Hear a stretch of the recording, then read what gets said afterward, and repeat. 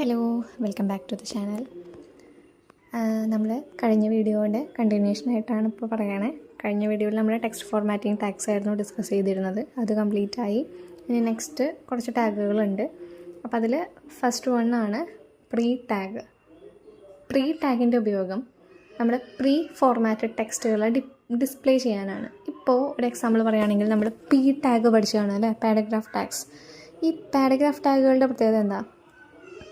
P tag open ചെയ്ത് close ചെയ്യുന്നതിൻ്റെ ഉള്ളിൽ നമ്മളെങ്ങനെ സ്പേസുകൾ ഇട്ടിട്ടോ ലൈനുകൾ മാറ്റിയിട്ടോ എങ്ങനെ കണ്ടൻറ്റ് എഴുതിയാലും വെബ് പേജിൽ വരുമ്പോൾ അതെല്ലാം റീഅറേഞ്ച് ചെയ്തിട്ട് കറക്റ്റ് ഒരു പാരഗ്രാഫായിട്ടായിരിക്കും നമുക്ക് ഡിസ്പ്ലേ ചെയ്യാം. ഇപ്പോൾ ഇന്ത്യ ഈസ് മൈ കൺട്രി എന്ന് നമ്മളൊരു പാരഗ്രാഫിൽ എഴുതി, ഒരു പി ടാഗിൻ്റെ ഉള്ളിൽ എഴുതി. അങ്ങനെ എഴുതി ഇന്ത്യ കഴിഞ്ഞിട്ട് കുറേ സ്പേസ് കഴിഞ്ഞിട്ടാണ് ഞാൻ ഈസ് മൈ കൺട്രി അങ്ങനെയൊക്കെ എഴുതുന്നതെന്നുണ്ടെങ്കിൽ വെബ് പേജിൽ വരുമ്പോൾ correct India space correct maintain ചെയ്തിട്ടായിരിക്കും നമുക്ക് കാണിച്ചു തരിക. പക്ഷേ പ്രീ ടാഗിൽ നമ്മൾ എങ്ങനെ എന്തൊക്കെ സ്പേസുകൾ ഏതൊക്കെ ലൈനുകൾ വിട്ട് എന്തൊക്കെ മാറ്റങ്ങൾ വരുത്തി എഴുതുന്നോ അതുപോലെ തന്നെയായിരിക്കും വെബ് പേജിൽ കാണിച്ചു തരിക. അപ്പോൾ അതാണ് പ്രീ ടാഗ്. ഇവിടെ ഡെഫിനിഷൻ കൊടുത്തിട്ടുണ്ട്. It displays the content as we entered in the text editor. Text എഡിറ്ററിൽ നമ്മൾ എന്ത് കണ്ടൻറ്റ് എങ്ങനെ എഴുതുന്നോ അതുപോലെ തന്നെ നമുക്ക് ഡിസ്പ്ലേ ചെയ്ത് കാണിച്ചു തരുന്നു. ഇവിടെ പ്രോഗ്രാം തന്നിട്ടുണ്ട് പ്രീ ടാഗിൻ്റെ. അതിൽ ഒരു ടൈറ്റിൽ കൊടുത്തിട്ടുണ്ട്, പ്രീ ഫോർമാറ്റിംഗ് ടാഗ്സ് ടൈറ്റിൽ കൊടുത്തിട്ടുണ്ട്. ബോഡി ടാഗിൽ ബാക്ക്ഗ്രൗണ്ട് കളർ കൊടുത്തിട്ടുണ്ട്, ടെക്സ്റ്റിനും ഒരു കളർ കൊടുത്തിട്ടുണ്ട്. അത് കഴിഞ്ഞിട്ട് നമ്മൾ പ്രീ ടാഗ് ഓപ്പൺ ചെയ്തു. Don't pollute water, don't pollute air, don't pollute environment and don't pollute your self, celebrate world environment day. അപ്പോൾ ഇവിടെ നമ്മൾ ഡോണ്ട് പൊല്യൂട്ട് വാട്ടർ കഴിഞ്ഞിട്ട് പിന്നെ നെക്സ്റ്റ് ലൈനിൽ കുറച്ച് സ്പേസ് കഴിഞ്ഞിട്ടാണ് ഡോണ്ട് പൊല്യൂട്ട് എയർ എഴുതിയിട്ടുള്ളത്. അത് കഴിഞ്ഞ് നെക്സ്റ്റ് ലൈനാണ് നെക്സ്റ്റ് ലൈൻ എഴുതിയിട്ടുള്ളത്. അത് കഴിഞ്ഞ് and don't pollute your self എന്നുള്ളത് കുറച്ച് സ്പേസ് കഴിഞ്ഞിട്ടാണ് എഴുതിയിട്ടുള്ളത്. അപ്പോൾ വെബ് പേജിൽ വരുമ്പോൾ നമ്മൾ എങ്ങനെ ഏത് സ്ട്രക്ചർ മെയിൻറ്റെയിൻ ചെയ്തിട്ടാണോ കണ്ടൻറ്റ് ചെയ്തിട്ടുള്ളത് അതുപോലെ തന്നെ ഡിസ്പ്ലേ ചെയ്യുന്നു. ഇതാണ് പ്രീ ടാഗ്. ഇനി നെക്സ്റ്റാണ് അഡ്രസ് ടാഗ്. അഡ്രസ്സിന് ഡിസ്പ്ലേ ചെയ്യിക്കാൻ വേണ്ടിയിട്ട് യൂസ് ചെയ്യുന്നു.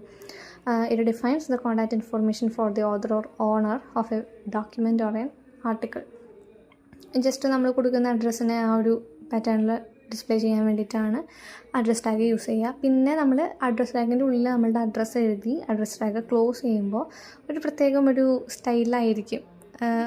ഒരു ഇറ്റാലിക്സ് നേച്ചറൊക്കെ മെയിൻറ്റെയിൻ ചെയ്തിട്ടുള്ള അല്ലെങ്കിൽ എലമെൻ്റൊക്കെ ആഡ് ചെയ്തിട്ടുള്ള പോലെയാണ് നമ്മളുടെ ആ ഒരു അഡ്രസ് ഭാഗത്തിനെ മാത്രം വെബ് പേജിൽ കാണിക്കുക. ഇവിടെ ഒരു പ്രോഗ്രാം തന്നിട്ടുണ്ട്. അതിൽ ബോഡി ടാഗിൽ BG കളർ കൊടുത്തിട്ടുണ്ട്.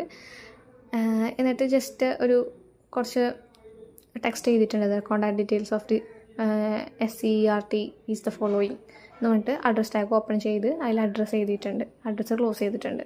ഇനി നമ്മുടെ വെബ് പേജിലേക്ക് വരിക, ഫിഗർ 4.27.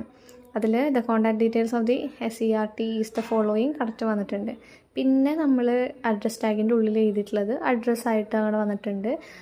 പിന്നെ ആ അഡ്രസ്സിൻ്റെ ഭാഗം മാത്രം കുറച്ച് ഇറ്റാലിക്സ് നേച്ചർ കാണാൻ പറ്റുന്നുണ്ട് അല്ലേ.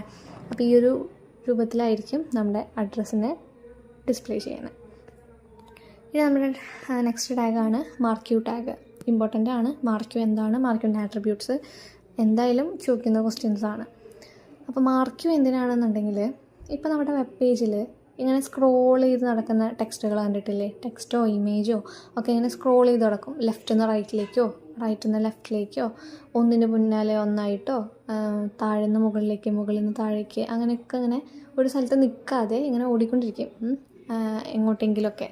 അപ്പോൾ അങ്ങനെ ചെയ്യാൻ വേണ്ടിയിട്ട് ഒരു ടെക്സ്റ്റിനെയോ അല്ലെങ്കിൽ ഒരു ഇമേജിനെയോ എന്തെങ്കിലും ഒരു കണ്ടൻറ്റിനെയോ ഇതുപോലെ മൂവ് ചെയ്യിക്കാൻ അല്ലെങ്കിൽ വെബ് പേജിലൂടെ സ്ക്രോൾ ചെയ്യിക്കാൻ വേണ്ടിയിട്ടാണ് മാർക്ക് യു ടാഗ് നമ്മൾ യൂസ് ചെയ്യുക. അപ്പോൾ ഇവിടെ കൊടുത്തിട്ടുണ്ട് displays text in a scrolling marquee. ഇവിടെ ഡെഫിനിഷൻ എഴുതിയിട്ടുണ്ട്. Marquee tag displays a piece of text or image scrolling horizontally or vertically in the web page.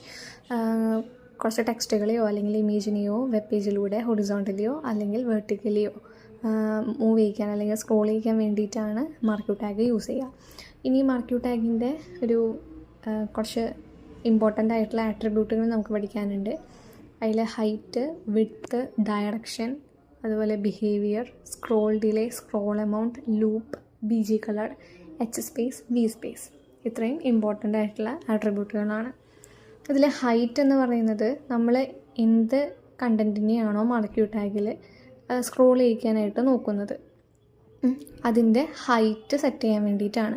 Set the height of the marquee. ഇനി next width എന്തിനായിരിക്കും? നമ്മളുടെ ആ marquee ടെക്സ്റ്റോ അല്ലെങ്കിൽ marquee കണ്ടൻറ്റിൻ്റെ width set ചെയ്യാൻ വേണ്ടിയിട്ടാണ്. This specifies the width of the marquee. ഇനി നെക്സ്റ്റ് ഡയറക്ഷൻ എന്ന് പറയുന്നത് എങ്ങോട്ടാണ് ആ മാർക്ക് യു കണ്ടൻറ്റ് മൂവ് ചെയ്യേണ്ടത്. This specifies the direction in which marquee should scroll. അപ്പോൾ ഡയറക്ഷൻ കൊടുക്കുമ്പോൾ ഡയറക്ഷൻ ഈക്വൽ ടു എന്ന് പറഞ്ഞിട്ട് നമുക്ക് എന്തൊക്കെ വെക്കാൻ പറ്റും? ഡയറക്ഷൻ ഈക്വൽ ടു അപ്പ് വെക്കാം, അപ്പോൾ അപ്പിലേക്കായിരിക്കും മൂവ് ചെയ്യുക. ഡയറക്ഷൻ ഈക്വൽ ടു ഡൗൺ വെക്കാം, അപ്പോൾ ഡൗണിലേക്കായിരിക്കും പോവുക. ഡയറക്ഷൻ ഈക്വൽ ടു ലെഫ്റ്റ് അല്ലെങ്കിൽ റൈറ്റ് വെക്കാം, അപ്പോൾ ലെഫ്റ്റിലേക്കോ റൈറ്റിലേക്കോ പോകും. അപ്പോൾ ഡയറക്ഷൻ സ്പെസിഫൈ ചെയ്യാം. ഇനി നെക്സ്റ്റാണ് ബിഹേവിയർ എന്തിനാ? നമ്മളുടെ മാർക്ക് യു എങ്ങനെ എന്ത് ടൈപ്പിൽ സ്ക്രോൾ ചെയ്യണം എന്ന് പറയാനായിട്ട്. This specifies the type of scrolling of the marquee. അതായത് ഇപ്പോൾ നമുക്ക് ബിഹേവിയർ ഈക്വൽ ടു സ്ക്രോൾ എന്ന് വെച്ചിട്ടുണ്ടെങ്കിൽ സ്ക്രോൾ ചെയ്യും. ബിഹേവിയർ ഈക്വൽ ടു സ്ലൈഡ് എന്ന് വെച്ചിട്ടുണ്ടെങ്കിൽ സ്ലൈഡ് ചെയ്യും. അതുപോലെ ബിഹേവിയർ ഈക്വൽ ടു ഓൾട്ടർനേറ്റ് എന്ന് പറഞ്ഞിട്ട് നമുക്ക് കൊടുക്കാം. അപ്പോൾ എങ്ങനെ ഏത് ടൈപ്പിൽ നമുക്ക് സ്ക്രോൾ ചെയ്യിക്കണം എന്നറിയാൻ വേണ്ടിയിട്ട് അല്ലെങ്കിൽ ചെയ്യാൻ വേണ്ടിയിട്ടാണ് ബിഹേവിയർ എന്ന് പറയുന്ന ആട്രിബ്യൂട്ട് യൂസ് ചെയ്യുന്നത്. നെക്സ്റ്റാണ് സ്ക്രോൾ ഡിലേ എന്ന് പറയുന്നത് ഇപ്പോൾ ഒരു മാർക്ക് യുവിൽ ഹലോ എന്ന് എഴുതിയിട്ടുണ്ട്. ആ ഹലോ ഇങ്ങനെ സ്ക്രോൾ ചെയ്തുകൊണ്ടിരിക്കുകയാണ്. അപ്പം ഒരു ഹലോ വന്നു കഴിഞ്ഞ് എത്ര സമയം കഴിഞ്ഞിട്ട് വേണം അടുത്ത ഹലോ സ്ക്രോൾ ചെയ്യാൻ? അതിൻ്റെ പിന്നാലെ സ്ക്രോൾ ചെയ്തുകൊണ്ടിരിക്കും, ഇത് നിൽക്കില്ല. അപ്പോൾ ഒന്നിന് പിന്നാലെ അടുത്ത, അതായത് ഹലോ തന്നെയാണ് ഈ സ്ക്രോൾ ചെയ്തുകൊണ്ടിരിക്കുക.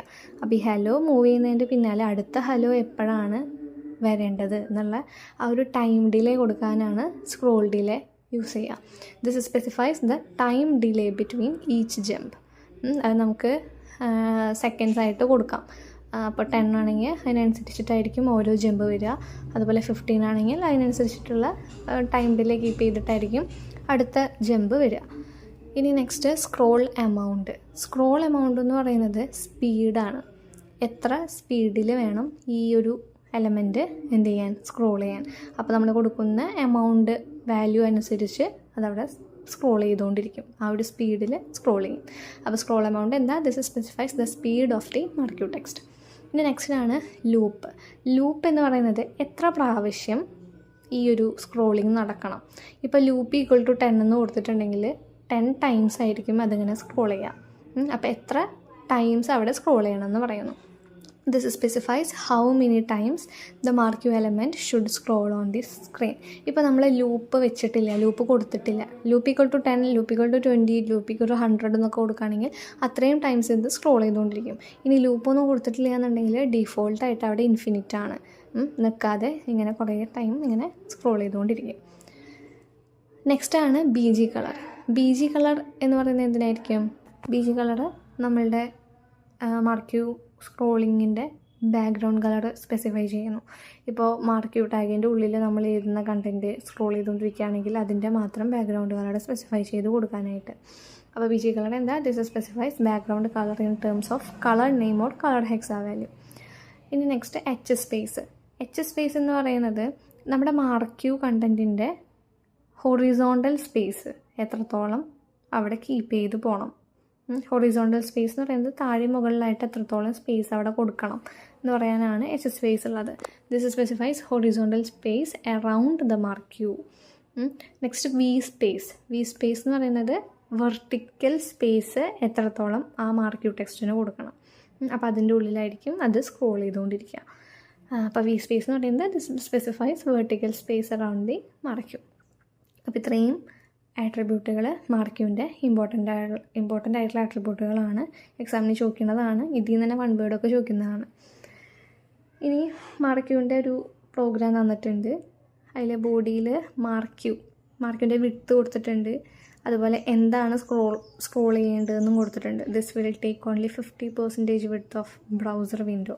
അതാണ് കണ്ടൻറ്റായിട്ട് എഴുതിയിട്ടുള്ളത്. നെക്സ്റ്റ് ഒരു മാർക്കിങ് കൊടുത്തിട്ടുണ്ട്. അതിന് ഹൈറ്റും എച്ച് സ്പേസും അതുപോലെ ബി ജി കളറും ഡയറക്ഷനും കൊടുത്തിട്ടുണ്ട്. കണ്ടൻറ്റ് സ്ക്രോൾ അപ്പ് എന്നാണ് കൊടുത്തിട്ടുള്ളത്. അതുപോലെ നെക്സ്റ്റ് ഒരു മാർക്കിങ് കൊടുത്തിട്ടുണ്ട്. അതിന് ഹൈറ്റും വി സ്പേസും ബി ജി കളറും ഡയറക്ഷനും കൊടുത്തിട്ടുണ്ട്. കണ്ടൻറ്റ് ഇതാണ്. This will scroll from left to right. ഇനി നമുക്ക് വെബ് പേജ് നോക്കാം. ഫിഗർ 4.28 അതിലാണ് ഔട്ട്പുട്ട് വെബ് പേജ് ഉള്ളത്.